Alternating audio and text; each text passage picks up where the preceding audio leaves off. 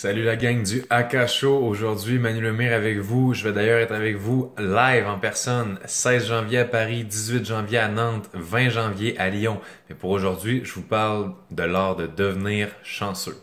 Bonne écoute. Salut tout le monde. Aujourd'hui, j'avais envie de vous parler d'un sujet qui me tient à cœur et qui je pensais pourrait intéresser chacun et chacune d'entre vous. Et c'est comment devenir chanceux.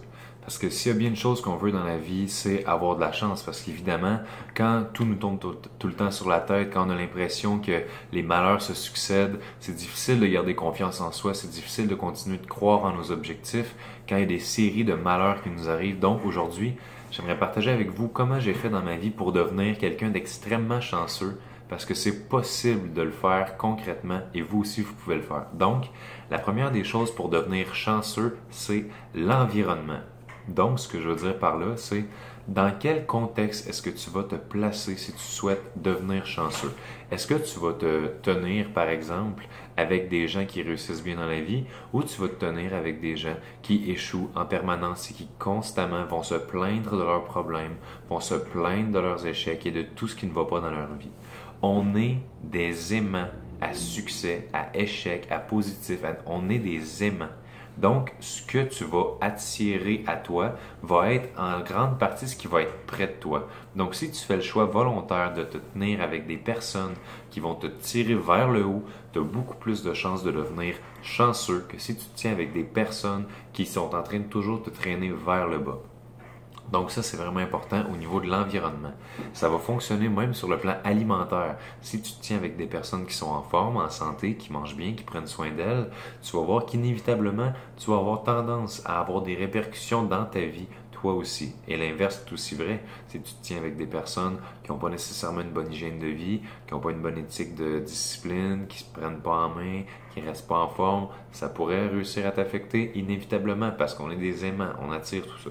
Donc, la deuxième des choses, c'est les facteurs pouvant augmenter tes probabilités d'être chanceux et tes facteurs pouvant diminuer tes probabilités d'être chanceux. Si jamais on sait que la chance, c'est une statistique, par exemple, j'ai une chance sur 5 de réussir telle chose, j'ai une chance sur 10 d'avoir tel emploi. Partant du principe que la chance est mathématique, est-ce qu'on peut s'entendre sur le fait que certains facteurs peuvent augmenter tes probabilités de succès au même titre que certains facteurs peuvent diminuer tes probabilités d'avoir du succès. Donc, si jamais tu te dis par exemple, je le sais, qu'en dormant seulement 5 heures par nuit, je ne prends pas soin de moi et je diminue mes chances d'avoir du succès. Je diminue carrément mes possibilités d'être chanceux. Et au même principe, tu te dis, je vais prendre des nuits qui sont plus longues, donc plus me reposer, plus d'énergie, tu augmentes ta chance. C'est le même principe avec tout. Il y a une série de facteurs qu'on connaît. L'alimentation, j'en ai parlé plus tôt, l'environnement, c'est un facteur de chance aussi. Mais tellement de choses comme qu'est-ce que tu regardes à la télévision, quelle musique t'écoutes, qui tu laisses te dire quoi faire par rapport à ta vie, le sport que tu fais, les endroits où tu te tiens, ta consommation d'alcool, c'est tous des facteurs qui peuvent soit augmenter tes chances ou diminuer tes chances. Mais en bout de ligne, tout ça, ça se contrôle. Donc, si tu prends tous les facteurs qui peuvent augmenter ta chance et que tu les amplifies et que tu focuses là-dessus et que tu prends tous les facteurs qui peuvent diminuer ta chance et que là, tu les écrases et que tu les sors de ta vie, ben, je suis convaincu que ça peut faire une différence marquante au niveau de ton niveau de chance. Ensuite de ça, un point super important, c'est le positivisme ou plutôt l'attitude. Donc, comment faire pour toujours réussir à avoir de la chance? Ben, c'est pas compliqué. C'est que tu pars d'avance avec l'idée que c'est sûr et certain que tu es quelqu'un de chanceux, que tu attires la chance et que la chance est partout, en tout temps, dans toutes circonstances. Parce que deux personnes peuvent vivre un événement d'une manière totalement différente alors que pourtant l'événement est pareil. Alors, qu'est-ce qui va faire que des fois tu te sens chanceux ou pas? C'est comment tu vas voir l'événement. Puis à ce propos, j'aimerais ça vous partager une petite histoire. C'est l'histoire d'un fermier qui est assez âgé avec son jeune fils. Les deux s'occupent d'une terre à la ferme avec les animaux. Donc, ils sont seulement deux employés.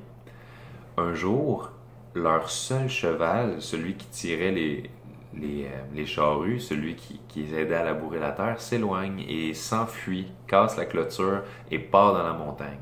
Alors là, évidemment, tous les habitants du village leur disent: «Oh non, pauvre de vous, vous avez perdu votre seul cheval, vous êtes tellement malchanceux.»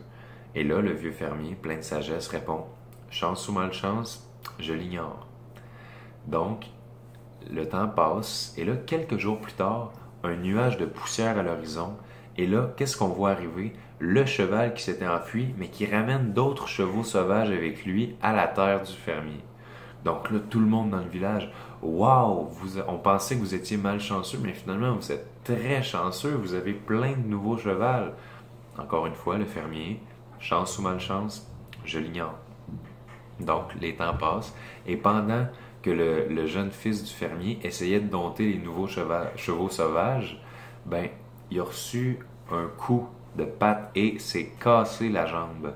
Alors là, misère de misère, le jeune fils ne peut plus travailler alors que c'était un des deux seuls employés, donc son rôle était tellement important pour la ferme. Alors, qu'est-ce que vous pensez que les gens du village ont dit? Mais pauvre, pauvre fermier, votre seul fils qui pouvait travailler, maintenant hors d'état, handicapé, comment allez-vous faire? Vous êtes tellement malchanceux. Et là, finalement, le fermier, comme toujours: «Chance ou malchance, je l'ignore.»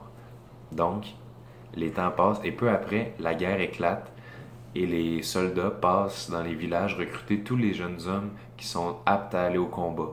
Donc, le fils du fermier, ayant eu la jambe cassée, n'a pas pu partir à la guerre et a eu la vie sauve, contrairement à beaucoup d'autres qu'on croyait plus chanceux.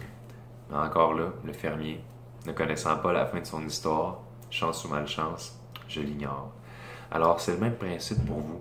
Chaque événement qui vous arrive, vous avez le choix de vous dire: est-ce que ça représente de la chance ou est-ce que ça représente de la malchance? Mais tant que votre vie n'est pas finie, vous ne saurez jamais à quel point ce qui vous arrive n'était pas peut-être un cadeau très mal emballé, mais qui devait être sur votre route pour vous permettre d'aller de l'avant. Dernier point, ne jamais abandonner pour devenir chanceux. Ce que je veux dire, c'est que quand on essaye de réaliser quelque chose, on essaye, puis finalement on arrête d'essayer, donc on échoue, et là on se dit: «Je suis tellement pas chanceux, j'ai pas réussi.» Mais qu'est-ce qui nous fait croire que si on avait essayé encore peut-être une semaine, 2 semaines, puis finalement on se rend compte qu'on a bien fait d'essayer, on a bien fait de continuer parce qu'on réussit.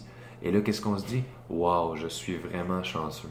Fait que des fois, la chance est beaucoup en lien avec une question de ténacité, une question de persévérance, une question de croire en soi à un point où tant qu'on n'a pas réussi, on n'abandonne pas et on poursuit nos rêves.